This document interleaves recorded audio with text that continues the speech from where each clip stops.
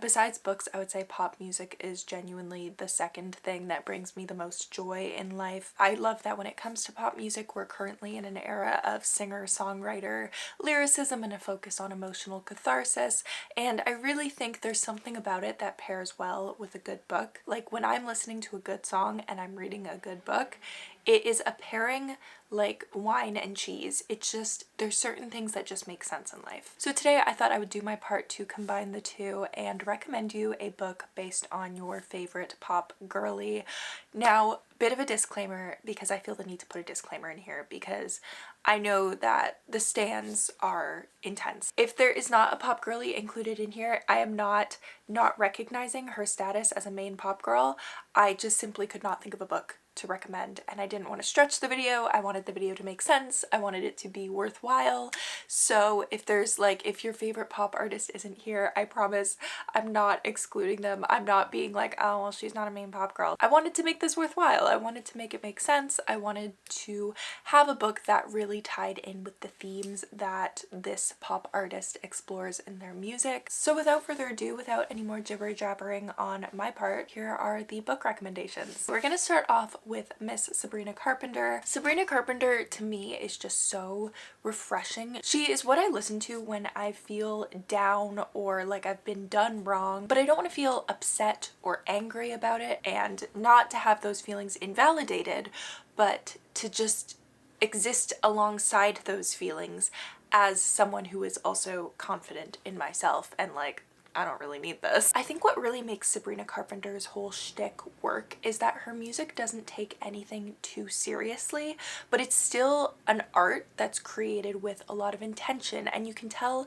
she takes the artistry of it very seriously, but the content and herself and this persona that she's putting on, she has so much fun with, and it still feels fun and lighthearted. It doesn't just feel light, there's a heart there. So for Sabrina Carpenter, I was thinking of something that is very tongue-in-cheek, doesn't take itself too seriously, but still has a lot of heart, and this book that I would recommend to you if your favorite artist is Sabrina Carpenter is 200 Monas by Jan Sands. So in this book we follow a girl named Arvi who has recently lost her mother, and when she's going through her mother's possessions, she finds a bag of what she thinks are 200 hits of Molly, because her mom was like a cool mom. So Arvi thinks she's come across 200 hits of Molly, but then two drug dealers show up on her doorstep and say, no, that's not Molly, that's Mona, which is this rare pharmaceutical drug that essentially produces intense orgasms.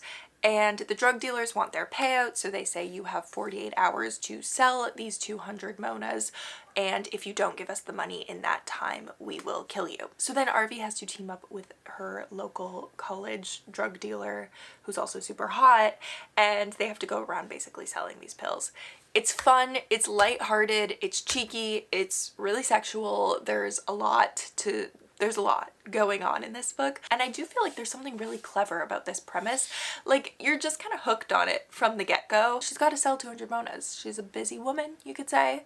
You can't come into her calendar any night, but there is coming and going involved. It's very witty, it's very snappy, it takes place over the course of 2 days. There's a really great, cute romance, but there's also a lot of heart. It is still a story about grief and finding your place in the world after you've lost someone who was so important to you. It's really fun, it's really horny, and it's just like Sabrina Carpenter's music, honestly. I'm pairing a song with each book that I have to recommend, so if I had to pair a song with 200 Monas, I would pair Juno.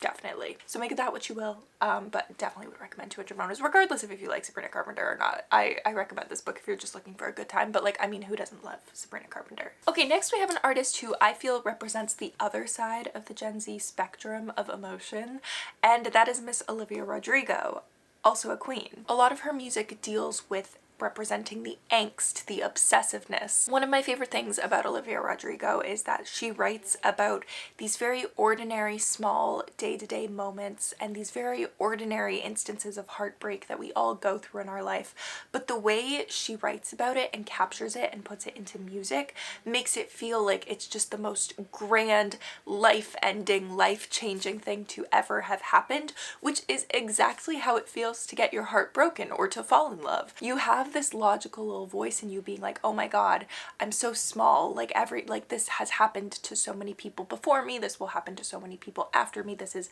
a very day-to-day experience. But then at the same time you're like, oh my god, I'm the first person to have ever fallen in love, like nobody has ever done it like I have before. So she really takes these ordinary moments and makes them seem like they could be the Epic of Gilgamesh or like the Odyssey, like they're just that intense, and she really distills that intense emotion and experience and coming of age. I also feel like Olivia Rodrigo's catalog does a really good job of representing that feeling of smallness you experience and the two contradicting sides of feeling small, where you feel small on one hand because you feel like you're the first person to ever go through something like this and nobody has ever gone through it and nobody could possibly understand you.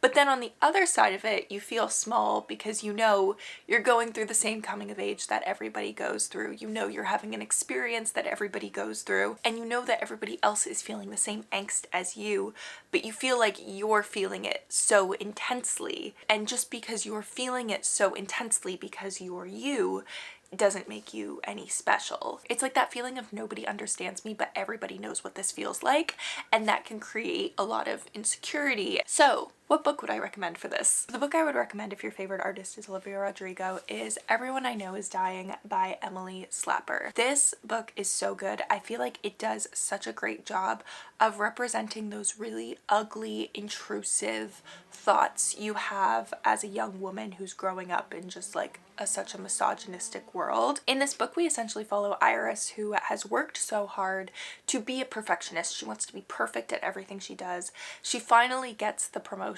that she's been working so hard to have at her job, and when she gets it, she just completely crashes out. She spirals, she quits, and she falls into this really deep depression. And it's all about her trying to make sense of why, if everything is so perfect in her life and she's gotten everything she's wanted, she feels so dissatisfied. It's one of the most real books I've ever read. I feel like this book was such a monumental step in my like becoming self-aware and realizing that like, oh my god, everybody else feels this way. One song that would represent this book is very much so Making the Bed. I got the things I wanted, it's just not what I imagined.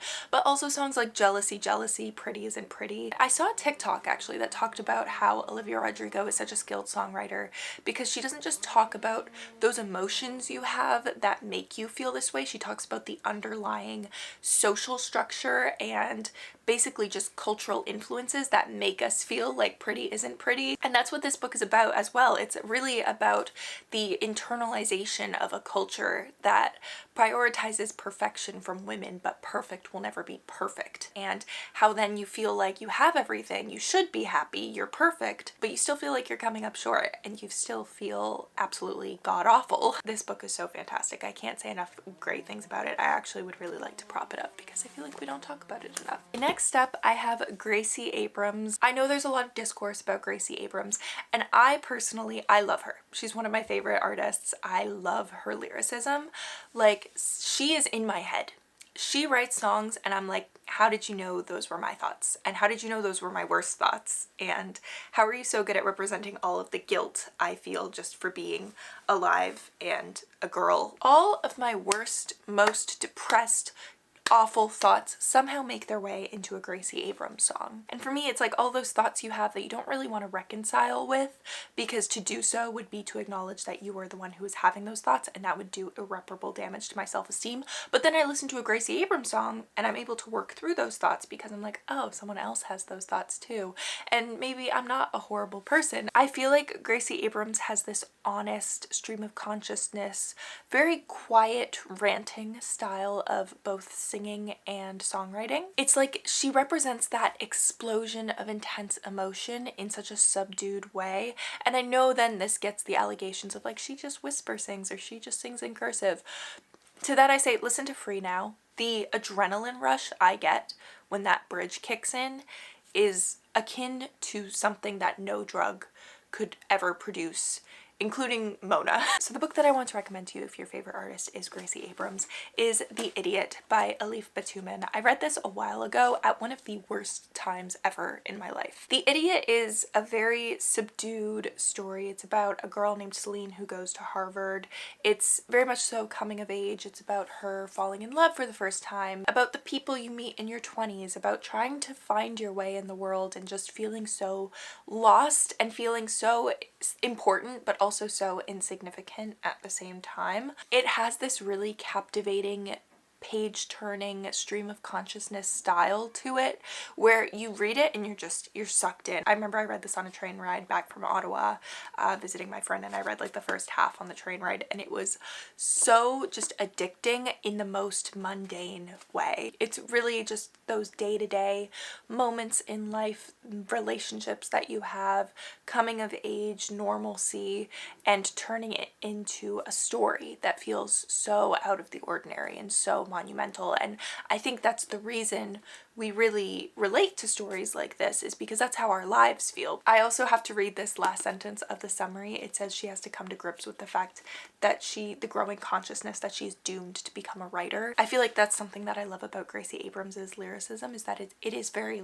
writerly. She really talks about the relationship to her writing and to her other relationships with other people in her life. She's so in her head, and it does feel like a curse to be a writer sometimes, I think, and this book really represents that. So if I have one song to represent, I would feel like it would be something from Good Riddance. Like, this whole book feels like Good Riddance to me.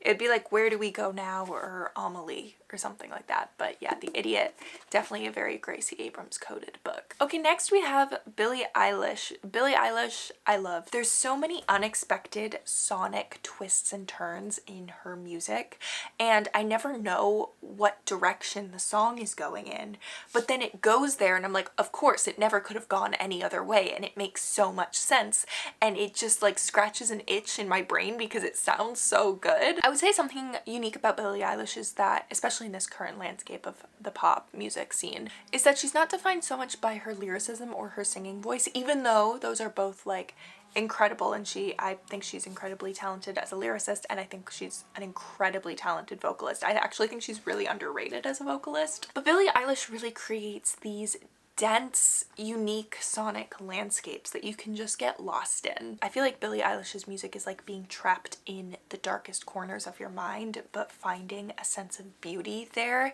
and it just feels so exhilarating and unexpected, but also just so much like yourself, and you just feel at home in this scary and terrifying and also really beautiful mental space. So if I had to pick a book for a Billie Eilish fan, I would say Brat by Gabriel Smith. This one is really hard to describe. In this book, we follow a protagonist named Gabriel who has moved into his childhood home in the wake of his father's death and in the wake of a very painful breakup, and he's trying to work on his book. But strange, very weird things start happening. His skin starts peeling off in sheets.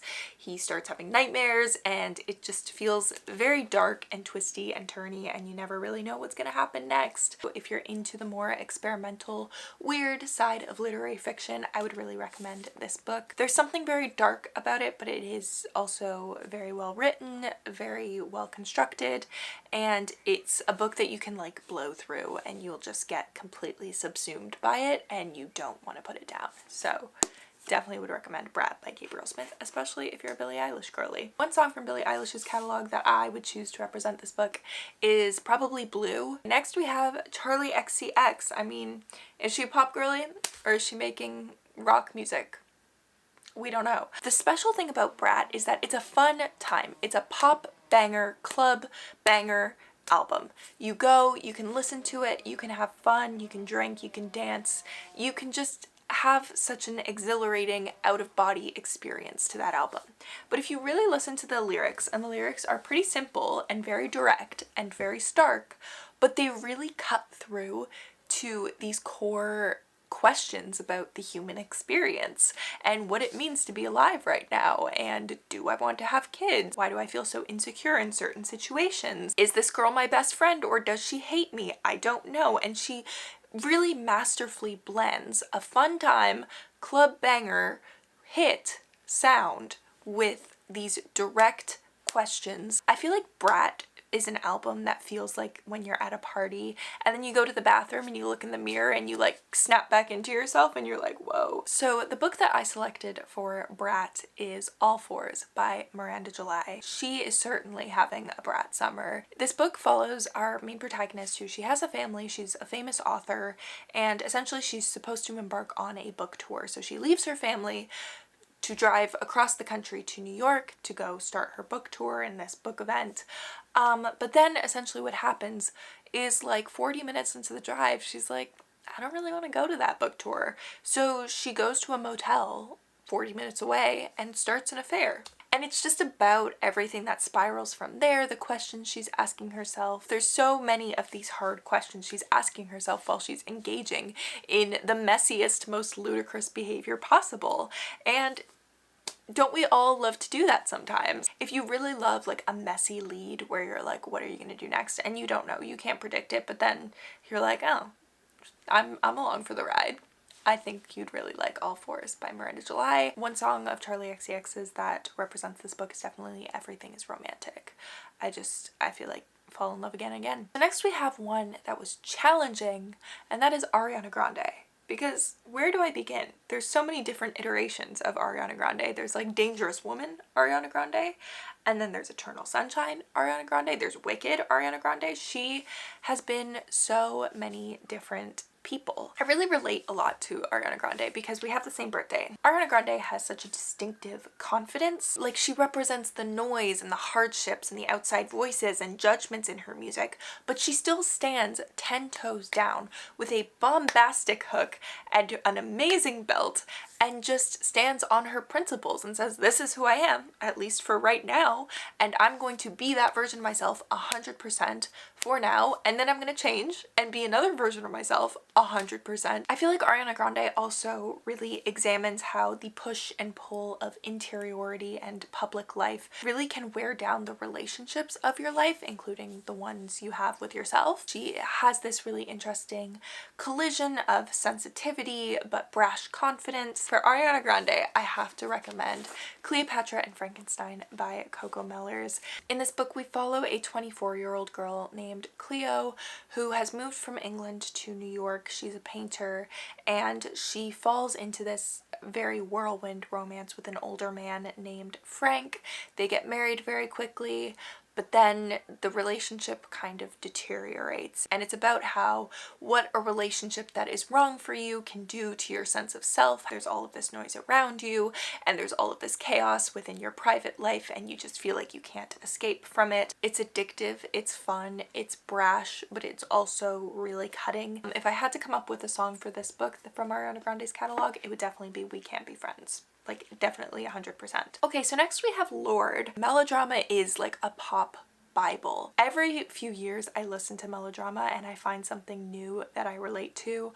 I mean, last summer I was listening to Greenlight and I remember having moments to that song. It's a perfect pop song. When that fucking guitar comes in, I feel like Lorde is very artsy, but in a way that she's very aware of her own artsiness sometimes, and sometimes she's not at all aware of how her own artsiness is coming across.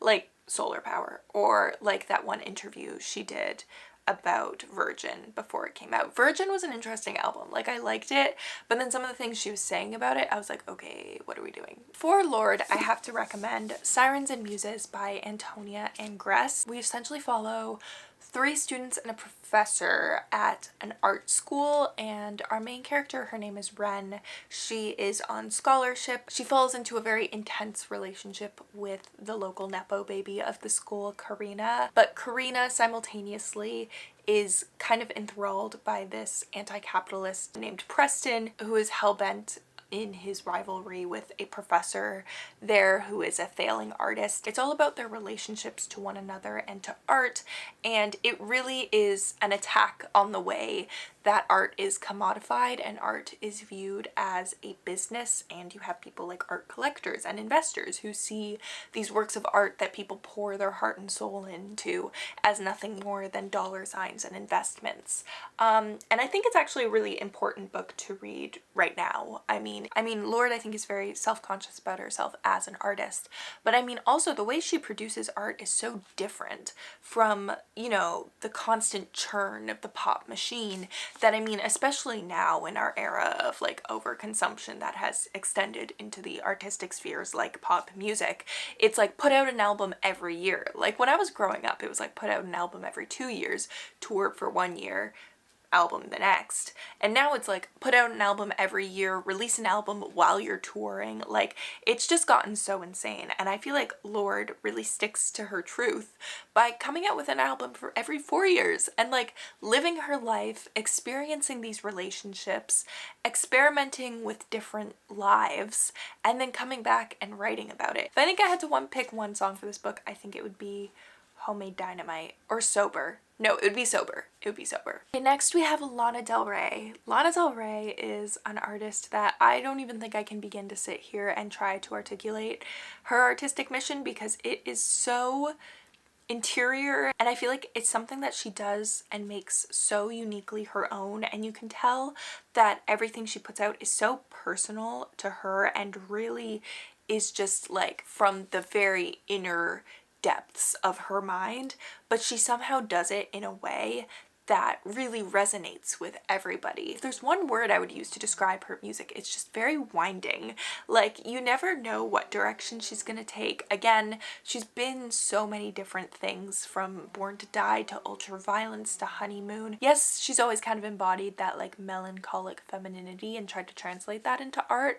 But I feel like she's embodied it in so many different ways. The darkness of Ultraviolence is completely different from the like hopefulness of Lust for Life, or even the darkness of Did You Know That There's a Tunnel Under Ocean Boulevard. I think there's something so elusive and mysterious about Lana Del Rey, and that's what's really captivated us, is that I don't think any of us can really understand what she's saying, and yet we all know what she's saying. So for Lana Del Rey, I chose to recommend Pure Nisi by Susanna Clarke.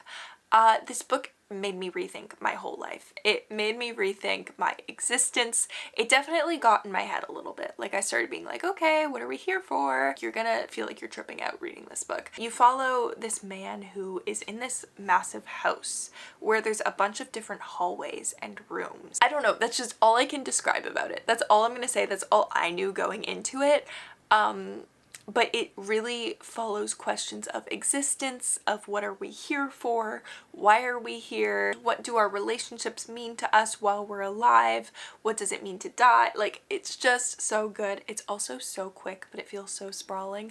I read this in like a single day and I was just addicted to it. Like, I couldn't put it down. If I had to pick a song that really goes with Pure Nisi, I would say it's definitely Fingertips from her most recent album. It's very stream of consciousness, and it just unlocks all of these different rooms, I feel like, of her psyche. And that's very much so like what Pure Nisi is like. And finally, last pop girl that I have to pair a book with is, of course, the one, the only, Taylor Swift. This was one I actually struggled with because I was like, oh my god, there's so many different books I could use, because her catalog is so extensive, and because I've listened to it so extensively, I was like, there's so many books I could recommend for if you're a Taylor Swift fan. I also feel like there is something very literary about Taylor Swift's music. I think, you know, there is a big positive correlation between people who like to read and people who like Taylor Swift's music. I love Taylor Swift. As you can see, we have Tortured Poets here. We have a Taylor Swift guitar here, which you can't see that it's Taylor Swift, but trust and believe it is. So that actually means I have 2 books because I couldn't pick one. Taylor Swift's music just covers, I mean, every single topic possible. I feel like I can't sit here and sum up her catalog. She covers so much about heartbreak, about love, about relationships, about life, about fiction, about lessons, about mistakes, about literally everything under the sun of the human experience, all wrapped up in this very personal way that feels so like you listen to a Taylor Swift song and you're like, oh my god, she wrote this about me. and this is a very specific, very intense feeling that I have had. Taylor Swift, I feel like some of her power is that she captures that feeling, puts it in a song, puts it out there, and then you listen to it and you feel like, oh my god, yeah, everyone else has these feelings. I'm nothing special because of it. But life itself is so special because we have the ability to feel these things so intensely. And isn't it insane that we all go through these heartbreaks and longings and loves and mistakes and failings and successes, and it's so expansive, and you don't feel alone in feeling like, oh my god, I'm the only person who's ever felt like this, or oh my god, everyone else is feeling like this and I'm just one small little person in the grand scheme of things. You feel like, oh my god, this is life. So I picked books that really talk about the relationship between writing and how it affects your relationship to love. And so the first book I have to recommend is Heart the Lover. In this book, I mean, this one will make you cry. Follow a girl who essentially in college, she falls into these different relationships with two boys who she meets in like her 17th century literature class. And it's all about how her relationship to them changes through the years. There's a love triangle and they all really love each other and long for one another. It's all about those very complicated, intense, messy relationships that you can have in your early 20s while still trying to figure out your relationship to yourself. And then the next book I have to recommend is Better by Far by Hazel Hayes. Taylor Swift writes an absolutely fantastic breakup song. The breakup song economy is a necessity. We need to have a song to turn to after we lose a relationship. But you know what else we need?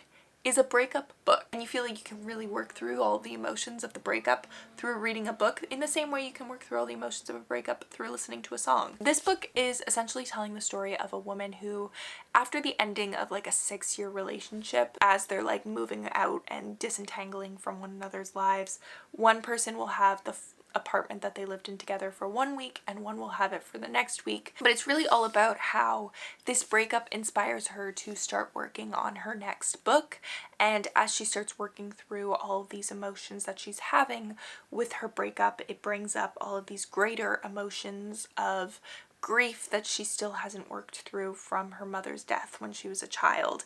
And it really speaks to how everything is so connected in life and how part of the power of being a writer is to realize those connections, and that it can be very painful, but it can also be something that creates something beautiful, which I feel like is very much so the vibe of Taylor Swift's work. I feel like if I had to pick a song for Heart the Lover, oh my god, Taylor Swift's catalog is so extensive. This is gonna be so hard. Heart the Lover is definitely August, okay?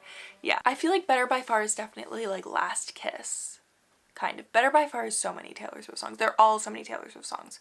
I mean, that's the power of Taylor Swift. She can just completely explain so much. Thank you guys so much for watching this video. I hope you enjoyed listening to me ramble about my 2 favorite topics. I will leave all of my links down below if you would like to check them out. Thank you guys so much for watching this video. I hope you enjoyed it, and I'll see you very soon in my next one. Bye!